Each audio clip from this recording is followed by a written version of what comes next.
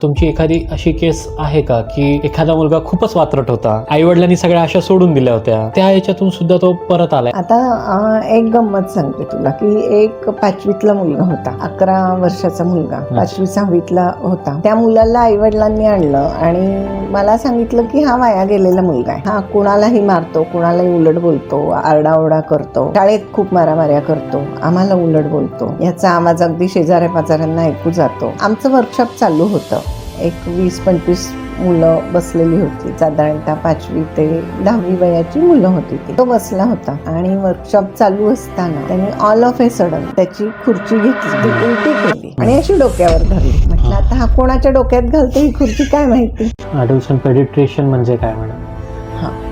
म्हणजे किशोरवयीन मुलांचे बालरोग तज्ञ. ॲडोलेसंट एज ग्रुप म्हणजे 10 ते 19 ह्या वयामध्ये मुलं अशी फारशी आजारी पडत नाहीत दिसायला, पण त्यांची ब्रेन डेव्हलपमेंट होत असते. मी डिस्लेक्सिया थेरपिस्ट पण आहे. माझा स्वतःचा भाऊ हा डिस्लेक्सिक होता आणि मला लोक हुशार समजायचे, पण तो माझ्यापेक्षा हुशार होता हे मला मान्य होतं. म्हणजे त्यांनी जर पुस्तक वाचलं तर ते पुस्तक बंद करून तो पूर्ण बोलून दाखवेल, एवढा इंटेलिजंट होता. पण पेपर लिहिताना तो पहिलं अक्षर लिहायचं टिंब, पहिलं अक्षर लिहायचं टिंबा. मग तो आळशी आहे असं लेबल करून त्याला टीचर्सनी मारलं. ठरवलं की त्याला लॉला जाऊ देत, त्याची ओरेटरी चांगली आहे, बोलतो चांगला. पण लॉ मध्ये पण तो थिअरी मध्ये फेल झाला आणि व्हायवा मध्ये फर्स्ट आला आणि फायनली ही कमिटेड सुसाईड.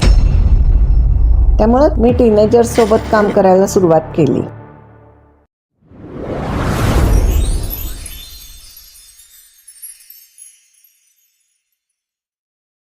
पुढे जाण्यापूर्वी फक्त एक गोष्ट, जर तुम्हाला अशाच प्रकारच्या नवनवीन गोष्टी ऐकायच्या असतील, बघायच्या असतील, अनुभव घ्यायचा असेल तर प्लीज आम्हाला सबस्क्राईब करा, लाईक करा आणि ह्या गोष्टी त्या लोकांपर्यंत शेअर करा ज्यांना तुम्हाला वाटतंय की याची गरज आहे. तुमच्या सबस्क्राईब केल्याने आम्हाला प्रोत्साहन मिळते की आम्ही अशा नवनवीन गोष्टी तुमच्यापर्यंत घेऊन येत राहू. आणि हो, आता एन्जॉय द शो. अडल्ट पेडिट्रेशन म्हणजे काय मॅडम? म्हणजे किशोरवयीन मुलांचे बालरोग तज्ञ. अच्छा. म्हणजे पूर्वी जेव्हा मी शिकले बीजे मेडिकलमधून बालरोग तज्ञ झाले, तेव्हा आम्ही 14 वर्षापर्यंतच मुलं बघायचो. अच्छा. आणि मग काय व्हायचं की फिजिशियनकडे मोठी माणसं जायची आणि मग 14 ते 19 वर्षापर्यंतच्या मुलांसाठी कोणी डॉक्टर्स नाही. ओके. तर ह्या वयामध्ये मुलं अशी फारशी आजारी पडत नाहीत दिसायला, पण त्यांची ब्रेन डेव्हलपमेंट होत असते. त्यामुळं त्यांची मानसिकता वाढत असते, हॉर्मोनल स्टॉर्म असतो, त्यांच्यामध्ये शारीरिक, मानसिक, सायकोलॉजिकल सगळे बदल होत असतात. बरोबर. आणि त्यांना खरं खूप सपोर्टची गरज असते. अच्छा. आता बघशील तर ह्या वयामध्ये मुलांचे खूप प्रॉब्लेम्स आता आपण बघतो. हो. तर त्यामुळं किशोरवयीन मुलांचं ॲडोलेसंट एज ग्रुप म्हणजे 10 ते 19. अच्छा. कारण आता ते अलीकडे आणलेलं आहे. टीव्ही, सोशल मीडिया याच्यामुळं मुलांचे हार्मोन्स लवकर सिक्रेट होतात आणि मुलं लवकर वयात येतात. त्यामुळे 10 ते 19 ही किशोरावस्था म्हटली जाते आणि त्यांचे जे स्पेशालिस्ट ते ॲडोलेसन्स पिडियाट्रिशियन असं आहे. ओके. Teenage expert. तर तुम्ही टीनेज एक्सपर्ट सुद्धा आहात मॅडम. आणि टीनेज एक्सपर्टमध्ये असताना तुमची एखादी अशी केस आहे का की एखादा मुलगा खूपच वात्रट होता, एखादा मुलगा खूपच म्हणजे आईवडिलांनी सगळ्या आशा सोडून दिल्या होत्या आणि त्या याच्यातून सुद्धा तो परत आलाय, असं एखादी केस आहे का? अशा असंख्य केसेस आहेत. अच्छा. आता एक गंमत सांगते तुला की एक 5वीतला मुलगा होता. बरं. 11 वर्षाचा मुलगा 5वी 6वीतला होता. झाले त्याला आता 10 वर्ष झाले. म्हणजे तर त्या मुलाला आईवडिलांनी आणलं आणि मला सांगितलं की हा वाया गेलेला मुलगा आहे. अच्छा. हा कुणालाही मारतो, कुणालाही उलट बोलतो, आरडाओरडा करतो, शाळेत खूप मारामाऱ्या करतो, आम्हाला उलट बोलतो, याचा आवाज अगदी शेजाऱ्या पाजाऱ्यांना ऐकू जातो. तर माझ्याकडे वीकली मुलांचे वर्कशॉप्स, पालकांचे वर्कशॉप्स असं चालतात. तर त्याला जॉईन करून घेतलं. आमचं वर्कशॉप चालू होतं. एक 20-25 मुलं बसलेली होती, साधारणतः 5वी ते 10वी वयाची मुलं होती ती. म्हणजे 10 ते 19 हे किशोरवयीन मुलं, बरोबर. त्या वयाची सगळी मुलं होती. तो बसला होता आणि वर्कशॉप चालू असताना त्यांनी ऑल ऑफ ए सडन त्याची खुर्ची घेतली, ती उलटी केली आणि अशी डोक्यावर धरली. म्हटलं आता हा कोणाच्या डोक्यात घालतो ही खुर्ची काय माहिती. मी आणि माझी असिस्टंट आम्ही एकमेकींकडे बघतोय की, तर त्यांनी खुर्ची अशी डोक्यावर उचलली आणि आम्ही म्हटलं आता काय करतोय, तर तेवढ्यात तोच पडला. मी खुर्ची अशी उचलली की मला बोलायचं असं समजा. नाही कळालं मला. मी खुर्ची अशी उचलली त्याचं म्हणणं होतं हे की मला बोलायचं असं समजा. म्हटलं ठीक आहे बोलतो. मग त्यांनी खुर्ची तशीच धरून तो माझ्याशी बोलला, त्याला जे काही मनात होतं. बरं. त्यावेळेला कम्युनिकेशनवर चाललं होतं. किती वर्षांचा होता हा मुलगा? 11. अच्छा. तर तो म्हणला माझे आई बाबा माझं बोलणंच ऐकून घेत नाहीत, मग मला असंच करायला लागतं. अच्छा. तर अशी गंमत असते. म्हणजे मुलांचं भावविश्व हे वेगळं असतं. आता वेल अँड गुड येतो. छान आहे, तो आता इंजिनियर झालाय. म्हणजे ही केस आई वडिलांनी सोडून दिली होती. आई वडील त्याला भयंकर समजूनच मागत होते. त्यामुळे आई वडील त्याच्याशी, त्यांनी जर असं केलं असतं ते समोर असते तर त्यांनी 2-4 फटके मारले असते, 4-5 शिव्या घातल्या असत्या आणि हे अजून कुठेतरी अवघड होऊन बसलं असतं. तो अजून जास्त रिबेल झाला असता. त्यांनी कदाचित खरंच मारलं असतं त्यांना, कारण मुलं तेच शिकतात ना. बरोबर की समोरच्याला कंट्रोल करायचं तर मारा रट्टे, बरोबर. मग ते तेच करणार. तो मुलगा अतिशय गोड मुलगा होता, तो काही डेंजर नव्हता. तो छान कम्युनिकेट केल्यावर छान वागायला लागला. पण तुमच्या मनात एकदा तरी असं आला असेल की ज्यावेळेस त्यांनी खुर्ची उचलली, तेव्हा आम्ही घाबरलो कुणाचं डोकं फुटणार आहे तुमच्या बॅक ऑफ द माइंड असणार त्यावेळेस. तेव्हा आम्ही घाबरलो होतो की आता एवढी सगळी मुलं आहेत तर हा काय करतो. कुणाचं डोकं फुटतंय आता. अवघड आहे. एक ढोबळ मनाने आपण कसं बघायचं मॅडम की आपल्या बाळाची तब्येत बरी आहे का नाही, म्हणजे एकदम रॉ फॉर्म मध्ये बाळाचे माइलस्टोन्स वेळच्या वेळी अचीव्ह होतात की नाही हे बघायला पाहिजे. बर. दुसरी गोष्ट म्हणजे बाळाचं सोशल स्माईल पासून सगळं आपण ऑब्झर्व केलं पाहिजे की वेळच्या वेळी त्यांनी तुमच्याकडे डोळ्याला डोळे देऊन हसलं पाहिजे. 3ऱ्या महिन्यात तर हसलंच पाहिजे. साधारणतः 15 दिवसानंतर सुरू होतं, पण 3 महिन्याचं बाळ नजरेला नजर देऊन हसतं, ओळख दाखवतं, मान धरतं, पालथं पडतं, मग त्याच्यानंतर सरकायला लागतं, रिंगण घेतं आधी, मग आधी मागे सरकतं, मग पुढे सरकतं, मग रांगतं, मग बसतं, मग धरून उभं राहतं, चालतं. असे हे वर्षभरातले जे माइलस्टोन्स आहेत हे वेळच्या वेळी अचीव्ह होणं ही पहिली गोष्ट. दुसरी गोष्ट त्याचं फीडिंग नॉर्मल पाहिजे, वेट गेन होत राहिलं पाहिजे. अगदी खूप जास्त नाही वाढलं तरी वेट गेन झालं पाहिजे. आलं लक्षात? त्यामुळं बाळाचं वेट गेन होत आहे की नाही काट्यावरती, बाळाचे माइलस्टोन्स अचीव्ह होत आहेत की नाही, किंवा बाळाला खूप फ्रिक्वेन्सी नाही ना इन्फेक्शनची, या सगळ्या गोष्टी बाळाचा फिटनेस दाखवतात ना. अच्छा. टीनेज एक्सपर्टकडे जाताना मॅडम तुमच्याबद्दल आम्हाला जाणून घ्यायला आवडेल की तुमची जर्नी कशी सुरू झाली. आधी तुम्ही डॉक्टर झालात ना मॅडम? ऑब्व्हियसली. डॉक्टरचा पण प्रवास आम्हाला ऐकायचा. आणि डॉक्टर झाल्यानंतर तुम्ही स्पेशलायझेशन लॅक्टेशन आणि का केलं, म्हणजे तुमची मानसिकता काय होती, तुमची चॉईस का होती, आणि लॅक्टेशन सोबत किंवा त्याच्यानंतर ॲडल्टसंटचं झालेलं ना, त्याच्यानंतर टीनेज एक्सपर्टचं तुम्ही केलेलं, म्हणजे हे कसं कॉम्बिनेशन का तुम्ही केलं बा? फक्त प्रत्येक केस ही डिवोशननी पाहायची आणि होल हार्टेडली ज्या पद्धतीची मदत लागते त्या पद्धतीची मदत करायची. हे डे 1 पासून प्रॅक्टिसमध्ये मी तत्त्व आणलं आणि मग त्यानुसार जे जे पाहिजे त्याची जी गरज पडली ते मी शिकत गेले. हा पहिला भाग. आता मी डॉक्टर कशी झाले तर माझे आजोबा डॉक्टर होते, डॉक्टर नागेश रामचंद्र धनेश्वर, आणि आजोबा हे माझे आयडॉल होते आणि वडिलांची इच्छा होती की मी डॉक्टर व्हावं. अच्छा. आणि माझे पॅरेंट्स आहेत दी बेस्ट पॅरेंट होते, म्हणजे अतिशय छान आणि लाडात असं माझं लहानपण गेलं. अतिशय फुल्ली सपोर्टिव्ह होते आणि त्या काळामध्ये मुलींच्या शिक्षणाला तेवढं महत्त्व पण नव्हतं. 40 वर्षापूर्वीची गोष्ट आहे. 50 वर्षापूर्वी. तुमचे बाबा काय करत होते मॅडम? आम्ही काही खूप श्रीमंत नव्हतो, ते गव्हर्मेंट सर्व्हिसमध्ये होते आणि त्यांची इच्छा होती मी डॉक्टर व्हावं. त्या पद्धतीनं त्यांनी माझ्या अभ्यासाला जेवढं काही सपोर्ट करता येईल तेवढं केलं. बरं. जेव्हा मी 10वीत गेले तर आमची पहिली बॅच आणि 11वी SSC वाल्यांची शेवटची बॅच. टफ कॉम्पिटिशन होती. त्याच्यानंतर 12वीत मी गेले तर आमची 12वीची पहिली बॅच आणि PDFY करून आलेल्यांची लास्ट बॅच. बरं. त्यामुळं मेडिकलच्या ॲडमिशनसाठी आमचे सीट्स एकदम निम्मे होऊन गेले. अच्छा. त्यावेळेला फक्त BJ मेडिकल पुण्याला होतं.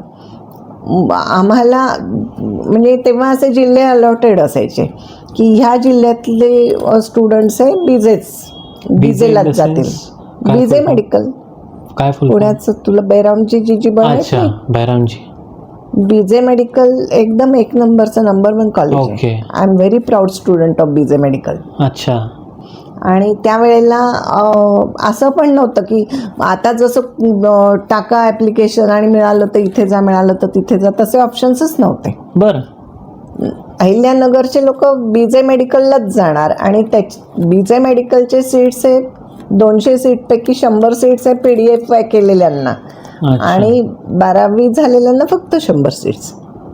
आणि त्या 100 सीट्समध्ये पण काही रिझर्वेशन असायचे. म्हणजे आम्हाला ॲक्च्युअली 70-80 सीट्सच होते. म्हणजे 200च्या ऐवजी फक्त एवढे सीट आम्हाला अवेलेबल आणि त्याच्यामध्ये पण आपला नंबर लागला पाहिजे.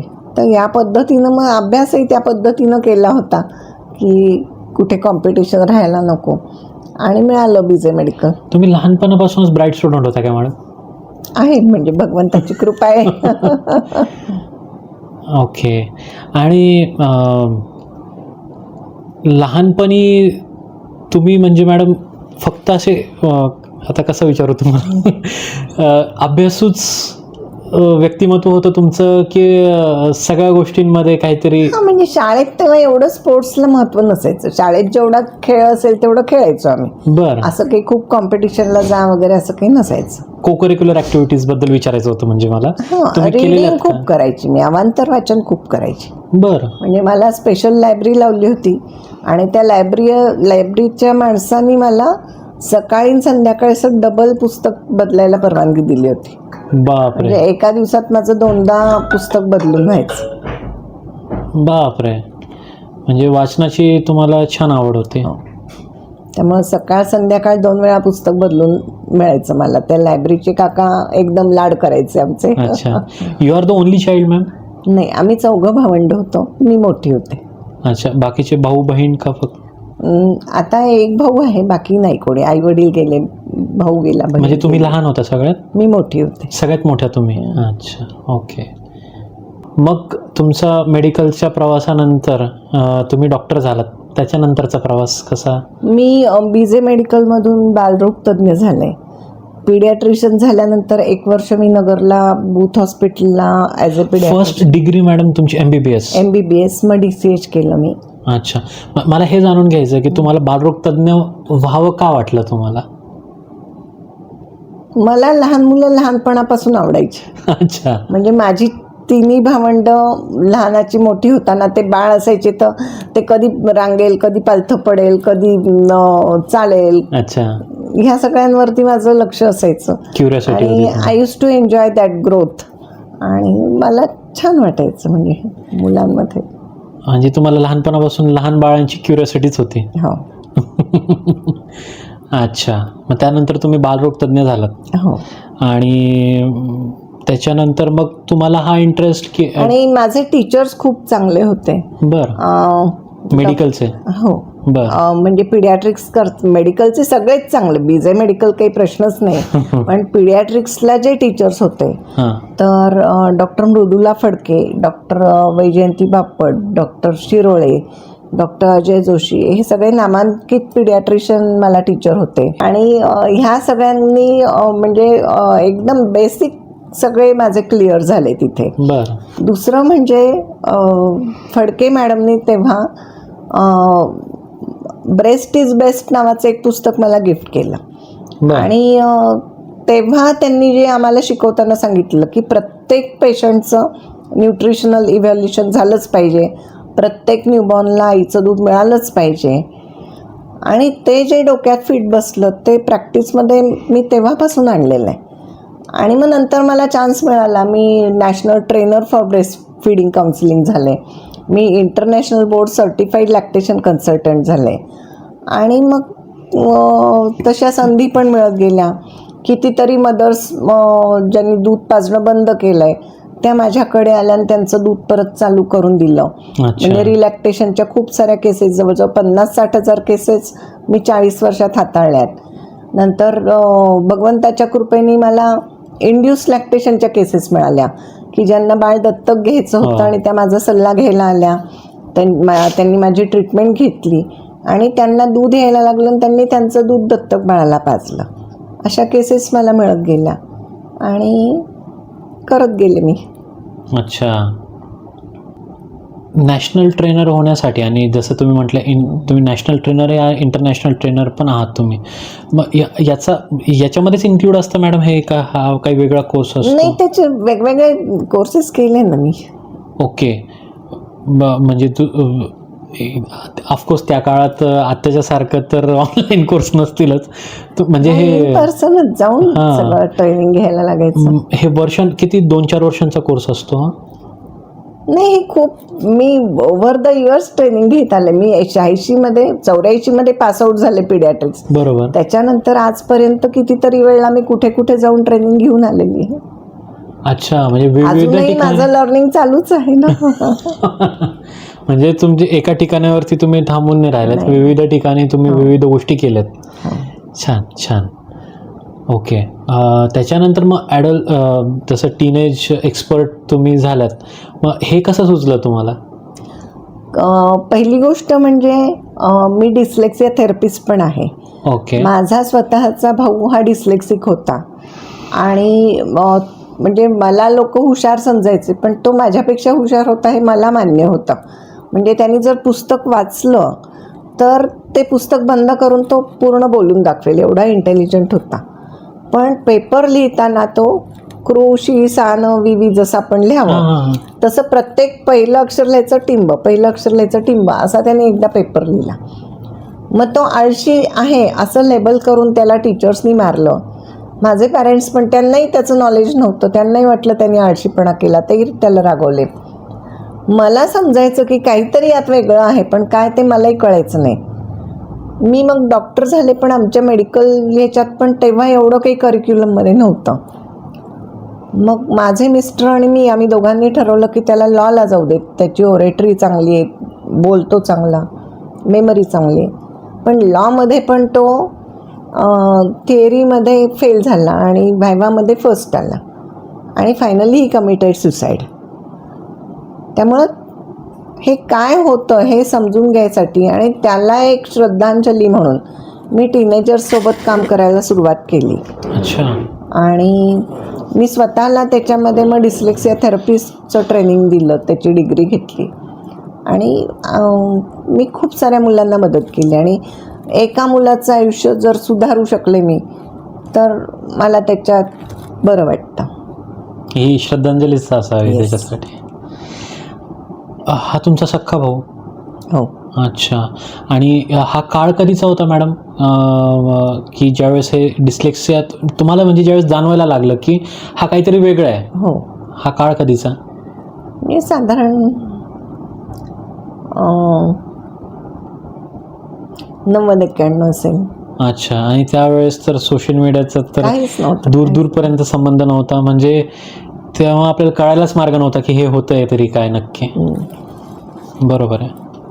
मग तेव्हापासून तुम्हाला ती उत्सुकता असेल की हे नक्की होतं काय, आणि तुम्हाला याच्यात कळालं असेल ज्यावेळेस तुम्ही एक्सपर्टीजमध्ये गेला असाल. तो गेल्यानंतरच मग मला कोर्सेस करायला मिळाले आणि त्यानंतर हे शिकले मी. असं. अच्छा.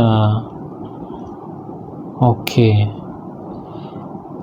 तर आता टीनेज संबंधात बोलूया मॅडम आपण, की जसं आता तुम्ही एक गोष्ट सांगितली की लहान जसं तुम्ही एक किस्सा सांगितला आत्ता की पालकांनी त्या मुलाचं ऐकूनच कधी घेतलं नाही आणि त्यामुळे तो उद्धट वात्रट. पण काही केसेस असे असतात मॅडम की घरातले खूप छान वेल मॅनर्ड, त्यालाही वेल मॅनर्ड शिकवणारे, पण त्याच्यावरती एक ठपका लागून जातो त्या मुलावरती की तो मुलगा आळशी आहे, हिंदीत बोलता बदतमीज आहे तो मुलगा. तर असं का होतं मॅडम? म्हणजे सगळं घरात छान पण तो मुलगा वेगळा निघतो. सगळं छान लोकांना वाटत असतं, बरं पण कुठेतरी छोटे क्लॅशेस असतात बरं. आणि त्याचा परिणाम मुलांवर होत असतो. अच्छा. आता मी एक केस शेअर करते या बाबतीमध्ये हा. की एक मुलगा माझ्याकडे शाळेकडून आला होता. बरं. त्याची गोष्ट अशी झाली की आईवडील त्याला म्हणायचे की तुझ्याकडून काही फारशा अपेक्षा नाहीत, तू पास झालास तरी ठीक आहे. हां. आणि मग एकदा आणि छान सगळं चाललेलं होतं. तो असायचा म्हणजे 50-60-70% आसपास. बरं. आणि एक दिवस अचानक त्यांना शाळेतनं फोन आला की तुमचा मुलगा 8 दिवस शाळेत येत नाहीये. अच्छा. तो घरातनं निघायचा, त्यामुळे त्यांना वाटायचं तो जातो. 8वीतला मुलगा आणि तो शाळेत जात नव्हता. बरं. एकदम चांगली फॅमिली, मध्यमवर्गीय, सुखवस्तू. आणि त्यांना कळेच ना काय झालं. हां. मग पोलीस कंप्लेंट सगळं झालं. मग तो सापडला. त्याच्या मित्रांसोबत तो एका वियर्ड ठिकाणी गेलेला होता, ड्रिंक्स घेत होता, स्मोकिंग चालू होतं. अरे बापरे. मग त्याला आणलं. मग त्याला शाळेने रस्टिकेट करायचंच ठरवलं होतं, पण मग पालकांनी रिक्वेस्ट केली की काउन्सिलिंगनी सुधारतोय का बघूया. आणि मग त्याला आणलं होतं माझ्याकडे. तर त्याची गोष्ट अशी होती की तो जेव्हा लहान होता, ती जॉईंट फॅमिली होती, आजी आजोबा आई वडील आणि तो. तर आजी स्वयंपाक करायच्या घरामध्ये आणि मग हे तिघं बाहेर खायचे. हा मुलगा त्याचे आई वडील. ओके. फिरायला गेले, बटाटे वडा खा, काहीतरी कचोरी खा, व्हॉटेवर. आणि मग आजी ओरडेल म्हणून ते मुलाला सांगायचे, आजीला सांगायचं नाही. मग या पद्धतीनं आजी आजोबांशी खोटं बोलायला, गोष्टी लपवून ठेवायला तो मुलगा शिकला. त्याने काय मेसेज घेतला? आजीशी खोटं बोलायचा हा मेसेज नाही घेतला त्याने. खोटं बोलणं हे नॉर्मलाइज केलं त्याने. अच्छा. आजीच काय, माझ्या आईवडिलांशी पण मी खोटं बोलू शकतो. बरोबर. मुलांना हे कळत नाही की हे फक्त डिस्टिंक्शन आहे, सासू सुनांचं काहीतरी आहे आणि त्याच्यासाठी आजीला खोटं सांगायचंय, आजीला खरं सांगायचं नाही. कुठे गेला, मावशीकडे गेला, इकडे गेला, अच्छा, तिच्या माहेरी गेले, हे सांगायचं नाही आजीला. हेच नंतर आज भेळ खाल्ली, मिसळ खाल्ली, हे आजीला सांगायचं नाही. आजीचा स्वयंपाक वाया गेला तर सांगायचं आज पोट बिघडलंय, नाही जात आहे, आम्हाला नाही भूक. असं म्हणजे त्यांच्या दृष्टीने हे लाईट होतं की तो युज टू होऊन गेला तो मुलगा त्या गोष्टीसाठी. पण त्या मुलासाठी हे नॉर्मलाइज झालं की खोटं बोलणं मोठ्यांशी हे ओके आहे. ओके आहे. त्याला हा फरक नाही कळला ना की फक्त आजी आजोबांशी खोटं बोलायचं, आई वडिलांशी खरंच बोललं पाहिजे, हे नाही कळलं त्याला. आणि फक्त थोड्या टाइमापुरतं आजी आजोबांशीच खोटं बोलायचं एवढं नाही कळालं त्याला. आणि मग तो 8वीत गेला. त्याच्या मित्रांनी सांगितलं शाळा बुडव. आई वडिलांना सांगायची गरज नाही, कारण आई वडीलच त्यांच्या आई वडिलांशी खोटं बोलतात. आई वडील, आई तिच्या आईकडे गेलेलं सांगत नाही आपल्या आजीला, मग मी पण मित्रांबरोबर गेलेलं नाही सांगत माझ्या आई वडिलांना. अच्छा. असं करत करत मग त्या मित्रांनी दुसऱ्या दिवशी तिसऱ्या दिवशी सांगितलं एक बिडी फुंकून दाखव. मग त्यांनी मजा घेतली त्याची. पहिल्यांदा खोकला आला, दुसऱ्यांदा आला, मग हळूहळू तो एन्जॉय करायला लागला. मग असं करत त्याला 8 दिवस तो शाळेत गेला नाही. त्याच्यासाठी खोटं बोलणं, लपवून ठेवणं हे नॉर्मलाइज झालं होतं ना. बरोबर. आणि सायंटिफिकली काय होतं की किशोरवयीन मुलांचं समजा उंची आपल्या इतकी झालेली असते, दिसायला ते मोठे झालेले दिसतात, पण त्यांचा ब्रेन मॅच्युअर झालेला नसतो. बरोबर. जो डिसिजन मेकिंग ब्रेन, ज्याला फ्रंटल कॉर्टेक्स म्हणतो आपण, ते 25व्या वर्षी मॅच्युअर होतं. अच्छा. आणि टीनेजमध्ये लिम्बिक सिस्टीम हायपर असते, म्हणजे इमोशनल ब्रेन हाय असतो. त्यामुळे कोणी स्तुती केली, कोणी कौतुक केलं की अरे वा, चढून जातात ही मुलं किंवा मित्र म्हणले की तुला घेणार नाही ग्रुपमध्ये, की ते घाबरतात बर. की नको बाबा हे मित्र नाही म्हणतील. आणि लिम्बिक सिस्टीमचं कसं असतं की डिसिजन घ्यायला ती जाते हायकमांडकडे, limbic system in the sense आपले इमोशनल ब्रेन. बर. आणि मग तो स्टिम्युलस आला, शाळा बुडवायची, निर्णय घ्यायला जजकडे गेला, जजच इमॅच्युअर, फ्रंटल कॉर्टेक्स अपरिपक्व, 25 वर्षानंतर तो पक्व होतो. त्यामुळे तो चुकीचा डिसिजन देणार, कारण तोच इमॅच्युअर आहे. बरोबर. मग तो सांगतो की जा तू मित्रांबरोबर, नाही तर मित्र तुला घेणार नाहीत. अच्छा. त्यामुळं हा त्याच्या वयाचा दोष आहे. आणि दोष मेनली कुठं आहे? पालकांचा आहे. की खोटं बोलणं हे चूक आहे तर चूकच आहे ना. का आजी शिकवताय तुम्ही आजोबांची खोटं बोला कशाला शिकवायचं?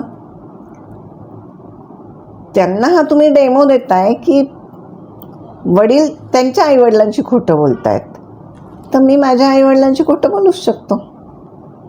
बरोबर. वडील आईवडिलांच्या पिछे त्यांची बुराई करतायत, तर मी माझ्या आईवडिलांची बुराई माझ्या मित्रांजवळ करूच शकतो. खरंय. बापरे. मग तो सुटला या मग त्याला भरपूर काउन्सिलिंग करायला लागलं. मग त्याला शाळा बदलली त्याची, आणि त्या शाळेमध्ये सरप्रायझिंगली तो फर्स्ट रँकर झाला. अरे वा. म्हणजे त्या काउन्सिलिंगचा त्यांनी त्याच्यावर चांगला इफेक्ट करून घेतला, त्यामुळे तो चांगला झाला. पण हे होऊ शकतं. बापरे. म्हणजे टीनेजर्समध्ये काळजी घेणं खूप अवघड आहे. काळजी प्रचंड घ्यायला लागते. मूल म्हणजे तुमच्या घरामध्ये 24 तास तुमच्यावर 2 कॅमेरे रोखलेले आहेत. तुम्ही कसे वागता, तुम्ही तुमच्या पालकांशी कसे वागता, याच्यावर तुमचं म्हातारपण कसं जाणार हे ठरतं. गोष्टच आहे ना. ती गोष्ट ऐकलीस का तू की एक आई वडील, मुलगा आणि आजोबा असतात. त्या आजोबांना एक वेगळी खोली दिलेली असते, त्यात एक जुनी लोखंडी गंजकी कॉट असते, एक जुनं मोडकं असं लंगडं ताट असतं, एक हिंडालियमचं तांब्या भांड असतं, हिंडालियमचं ताट असतं, एक अशी फाटकी गादी, फाटकी चादर, घोंगडी पांघरायला. काही वर्षांनी ते आजोबा जातात. आजोबा गेल्यानंतर ते सगळं जे काही आहे ते वडील टाकायला निघतात. तर तो मुलगा लहान असतो, तो म्हणतो बाबा टाकू नका ना. ते म्हणतात अरे आजोबा गेले, आता ही खोली रिकामी झाली ना. अहो बाबा ती तुम्हाला नाही का लागणार पुढे. बापरे. मुलं बघत असतात आणि मुलांची थॉट प्रोसेस बरोबर चालू असते की असं पालकांशी वागायचं असतं. म्हणजे ते सांगून ऐकण्यापेक्षा ते बघून ते त्यांचं जजमेंट करत असतात, त्यांचा डिसिजन करत असतात, त्यांच्या बालबुद्धीनुसार ते ठरवत असतात की हे यांच्या आईवडिलांशी असं वागतात, तर मी माझ्या आईवडिलांशी असं वागायचं आहे. बरोबर. म्हणजे बघण्यातून जितकं त्यांना ग्रास्प होते ते त्यांना, म्हणून तर म्हटलं फ्रंटल लोब त्यांचा मॅच्युअर नसतो. ज्याचा फ्रंटल लोब मॅच्युअर असेल त्याला कळेल की ह्या XYZ व्यक्तीशी आपल्या आईवडील असं वागतात, तर मी पण असंच वागायचं आहे आणि माझ्या आईवडिलांशी मी चांगलं वागायचं. हे डिस्टिंग्विश कधी होईल? फ्रंटल लोब मॅच्युअर 25 वर्षी तोपर्यंत त्याचं सगळं रिजेक्ट झालेलं असतं. आत्ता त्याला कळतंय हे आईवडिलांशी असं वागतात, माझे आई बाबा हे, मी यांच्याशी असं वागतो. That's it. टीनेज हे सगळ्यात महत्त्वाचं खतरनाक आहे की त्या वयामध्ये हार्मोनल स्टॉर्म असतो, हार्मोनल डान्स असतो. बरं. त्या वयामध्ये मुलामध्ये मेंटल, इमोशनल, सायकोलॉजिकल, फिजिकल सगळे चेंजेस होत असतात.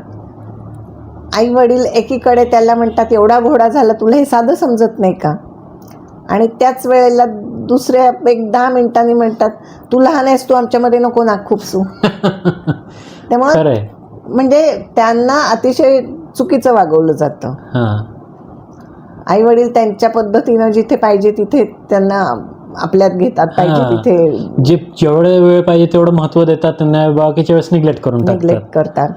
आणि हे वय जर जपलं, ह्या वयामध्ये जर प्रॉपर नर्चर केलं तर ती व्यक्ती खूप ग्रेट होऊ शकते. खरं आहे. आणि मॅडम याच्यात मी अजून एक अशी गोष्ट बघितली आहे की काही पॅरेंट्स जे आहेत ना, आपल्या मुलांना कमी महत्त्व देतात आणि दुसऱ्यांच्या मुलांना जास्त महत्त्व देतात. फॉर एक्झाम्पल, त्या लोकांच्या मुलांशी खूप चांगल्या प्रकारे बोलतील ते. हो.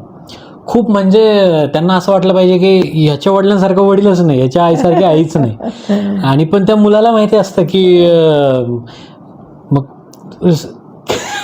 नाही, त्याच्या पुढे जाऊन तुला गंमत सांगते हां की त्या मित्रांना ते आई वडील विचारतात, तू करतोस खरे असं, हा बघ हा कसा वागतोय, हां राईट तू बरोबर. असंच करतो का, तू असंच उशिरा झोपतो का, असं. म्हणजे हे म्हणजे कसं हँडल करावं त्या नाही, हे मुलांनी? चुकीचंच आहे ना, असं नाही करायचं. त्यामुळं साधी सिंपल गोष्ट आहे, मुलांना प्रेम करायला शिकवायचं. हम्म, हे सगळे बाकीच्या हजारभर इमोशन्स एकीकडे आणि प्रेम करायला मुलांना शिकवणं हे एकीकडे.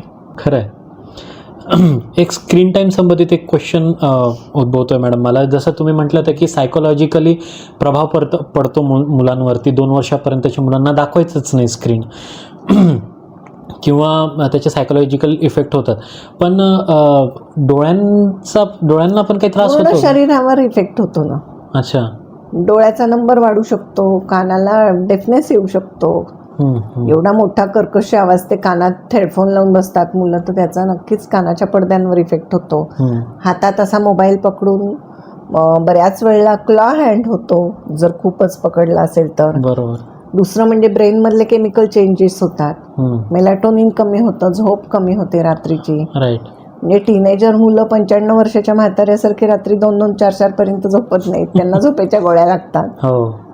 त्यामुळं बाकीच्याही बऱ्याच गोष्टी आहेत, मुलं होत नाहीत, नपुसंकत्व येतं बरं. एक्सेस यूज ऑफ मोबाईलमुळं. त्यामुळं ह्या सगळ्या गोष्टी अतिशय घातक आहेत. पण मॅडम कॉन्सन्ट्रेशन, मेमरी कमी होते, हेअरफॉल होतो, अच्छा. भरपूर गोष्टी होतात. नाही, हे तर झालं सायकोलॉजी मॅडम. पण मला असं म्हणणं होतं की ती स्क्रीन म्हणजे एक आपण जसं नॉर्मल बघतोय तशी ती एक स्क्रीन तर आहे ना. मग डोळ्यांवरती त्याच्यात काय होतं सांगते मी तुला. एक तर जवळून पाहता ना, हां डोळ्यांवरती टीव्हीचाही होतोच इफेक्ट, हां पण हे तर एवढ्या हां हे तर जवळ. जवळच आहे. तू मला सांग, तू जर का याच्यावरती वाचायला घेतलंस, हे एवढं एक पान आहे, बरोबर. एवढं पानभर तुला असं वाचतोयस, हां ह्याच्याऐवजी तू ह्याच्यावर वाचतोयस, हां. तुला ते झूम केल्यानंतर एका वेळेला एक शब्द दिसतो. अच्छा. हां हां हां. हे तू पान अख्खं वाचतोयस, वरची ओळ वाचली, खालची वाचली, पुन्हा तुला मध्ये जाऊन मधली वाचली, हां. पुन्हा तुला वाटलं नाही पहिला पॅरेग्राफ वाचू, ओके. तर ते तुला आकलन जास्त होईल ना. बरोबर. ह्याच्यात तू एक एक शब्द झूम करून वाचतो, तू एका सेंटेन्सच्या शेवटच्या शब्दाला जाईपर्यंत पहिला डोक्यातनं गेलेलं असतं. ओके. कसं काय तू कॉम्प्लेक्स गोष्टी आकलन करणार. बरोबर. त्यामुळं मी मोबाईलवर अभ्यास करतो हे चिटिंग आहे. मोबाईलवर कोणी अभ्यास करू शकत नाही. आणि मग ते असं करता करता ते असं टच झालं की ते उलट डार्क होतं, मग त्याच्यावर हात जोडा, हे करा हे करा असं येतं. Can you read it. मग ते इरिटेट होतं, मला हे नाही करायचं, त्याला काही लाईक बिक नाही करायचं, मला वाचायचं आहे. You can't read it like that. वाचायचं असेल तर त्याची प्रिंटआउट काढा आणि वाचा ना सरळ. खरं आहे. मॅडम, आजच्या जनरेशनबद्दल तुम्ही काय सांगाल? जेनझी मुलं जे आहेत, जेनझी मुलांची प्रतिकारशक्ती कमी होते का, असं वाटतं का तुम्हाला? प्रतिकारशक्तीबद्दल बोलायचं तर आईच्या दुधापासूनच सुरुवात होते. फॉर्म्युलावर आहेत ते, जंक फूड चालू आहे, तर या सगळ्या गोष्टी ॲडच होतात ना प्रतिकारशक्ती कमी करायला. अच्छा. पण खास करून जेनझी मुलं यांना सांभाळायचं कसं? म्हणजे हे खूपच एकतर घेतात तर टोकाचं पाऊल घेतात, नाही तर मग बोलतच नाही डायरेक्टली. तो दोष त्यांचा नाही. हां. मूल तुमच्या हातात आलं तर मातीच्या गोळासारखं बाळ होतं, ते त्याला काहीही नव्हतं. बरोबर. त्याच्यावर संस्कार कोणी केले? आपणच केले. मग ते संस्कार करणाऱ्या पालकांनी मोबाईल हातात घेऊन संस्कार केला तर त्या बाळावर संस्कार पालकांनी केलेच नाहीत, त्या डबड्याने केलेले आहेत संस्कार. ते बाळ रडायला लागल्यावर त्याला जर कामिंग करायला मोबाईल वापरलाय तर तुम्ही म्हातारे झाल्यानंतरही तो मोबाईल दाखवेल, वृद्धाश्रम दाखवेल तुम्हाला. कारण त्याला इमोशनल बॉन्डिंगच नाही केलेलं, खरंय. त्याच्या इमोशन्सवर काम केलेलं नाही, त्याच्याशी कम्युनिकेशन पालकांनी प्रॉपर केलेलं नाही. बरोबर. त्याच्यावर अपेक्षांचं ओझं तर लादले, कारण रॅट रेस चालू आहे सगळीकडे आणि त्याच्यामुळं त्याला रॅट रेसमध्ये तर ढकललं आहे. बरोबर. त्याच्या इमोशन्सचा पूर्ण किंमतच नाही ठेवलेली. खरं आहे. त्याच्यामध्ये हल्ली पालकांचे डिवोर्स चालू असतात, भांडणं चालू असतात. बरोबर. त्या मुलाला चोहीकडून इन्सिक्युअर वाटतंय. तुमच्या काळामध्ये आजी आजोबा जॉईंट फॅमिली असायच्या, आता जॉईंट फॅमिली नसतातच. सुनांना सासवाच नको असतात घरामध्ये. हो. त्यामुळं मग त्या मुलावरती आई वडील ओरडल्यानंतर कुणाकडे जाऊन लपायचं? बाजू घेणारं तिसरं माणूस नसतं घरात. खरं आहे. आई ओरडते, वडील ओरडत आहेत. कितीतरी छोटी छोटी मुलं सुसाईड करायला निघालेली माझ्याकडे आलेली आहेत. काय बोलताय? की असा विचार आला मनात, मग त्यांचं काउन्सिलिंग करून त्यातनं बाहेर काढलंय त्यांनी. हे कितव्या वर्षापासून आता कोणत्याही वर्षात होऊ शकतं. छोटी सगळ्यात लहान वयाची केस कोणती बघितली तुम्ही? लहान वयाची म्हणजे मी 4थीतला एक मुलगा पाहिला. आता तो कमवायला लागलाय. बर. तो म्युझिशियन झालाय. बर. तो 4थीत असताना आईवडिलांचं भांडण व्हायचं. आईवडील त्याला त्यांचा राग काढायचा म्हणून दाराबाहेर उभं करायचं. त्याच्या शिक्षा संडासमध्ये कोंडायची, अशा काय काय शिक्षा करायचे. एक दिवस तो चिडला. आईसारखी धाक द्यायची, निघून जाईन. वडील धाक द्यायचे, जीव देऊन टाकेन. शेवटी त्याला वाटलं की आपणच करू ना ते. निघाला तो. मग ते आले घाबरून, पोलीसकडे पण कंप्लेंट दिली, माझ्याकडे पण आले. डॉक्टर आता काय करू? म्हटलं लास्ट सेंटेन्स काय म्हणलं होतात तुम्ही? वडील म्हणले गंगेवर जाऊन जीव देतो. म्हटलं जाऊन बघा गंगेवर. आणि लिटरली ते गंगेवर पोहोचले. तो रामकुंडाच्या तिथे उडी मारायला अबाउट टू जम्प. बापरे. घेऊन आले त्याला काउन्सिलिंगला. मग त्याच्याशी बोलले आणि त्यांना भरपूर मी काउन्सिलिंग केलं आईवडिलांना. हा, बाळापेक्षा जास्त तर तुम्हाला आईवडिलांनाच काउन्सिलिंग करावं तेच लागेल. इतके चुकीचे वागत होते. बापरे.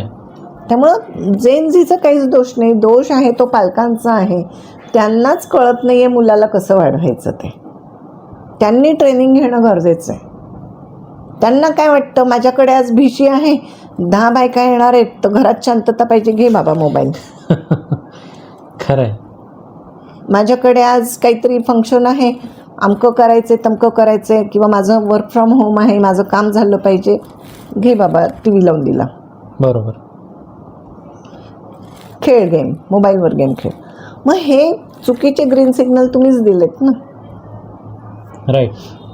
तुम्हाला जर त्या मुलांसाठी वेळ नाही, आणि वेळ द्यायचा म्हणजे काय केलं जातं, विकेंडला पोराला गाडीत घालायचं आणि हॉटेलमध्ये जायचं.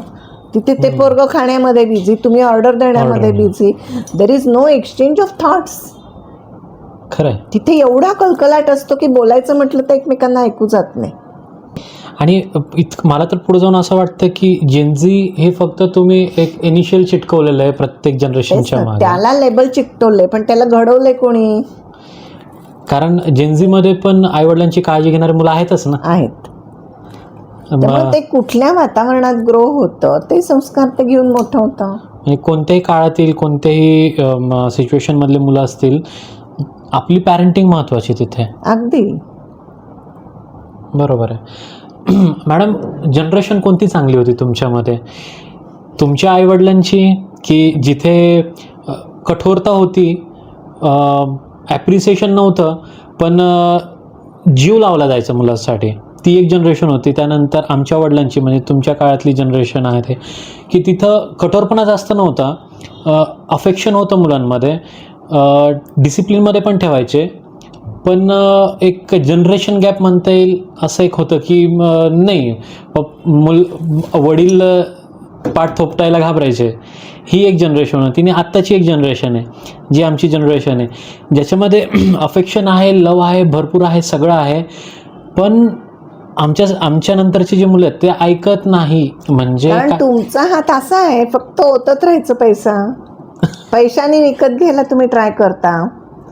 अरे वा, तू आज बक्षीस घेऊन आला शाळेतनं फॅन्सी ड्रेसमध्ये, चल हॉटेलला जाऊ, सेलिब्रेट करू. म्हणजे फॅन्सी ड्रेसमध्ये छान बक्षीस मिळवलं तर तू काय बोलला, कसा बोलला, वा वा मस्त बोललास, त्याच्याबद्दल काही ॲप्रिसिएशन, ते 4 वाक्य तुम्ही नाही बोलत. तुला बक्षीस मिळालं ना, चल आज हॉटेलिंग, चल आज ज्यूस, चल आज आईस्क्रीम. म्हणजे फक्त गिव्ह अँड टेक पैशाच्या मध्ये तुम्ही त्या मुलांना विकत तोलताय. घ्यायला बघता.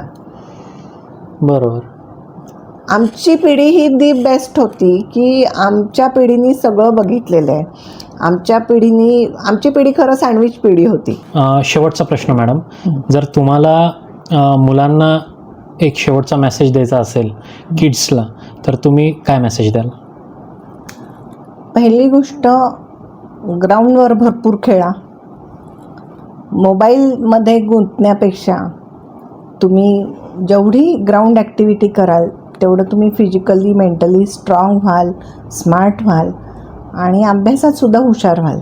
कारण जेवढं खेळाल तेवढं पूर्ण शरीराला ऑक्सिजन चांगला भरपूर मिळतो आणि मग तेवढं आपला ब्रेन काम करतो. अच्छा. आणि तसाच एक मेसेज जर तुम्हाला पॅरेंट्सला द्यायचा असेल, एक शेवटचा मेसेज, काय द्याल तुम्ही? पॅरेंट्सनी मुलांशी कम्युनिकेशन करणं हे सगळ्यात महत्त्वाचं आहे. बरं. मोबाईलच्या हाती पॅरेंटिंग सोपवण्यापेक्षा आपलं पॅरेंटिंग आपण करावं. अच्छा, छान आहे मॅडम.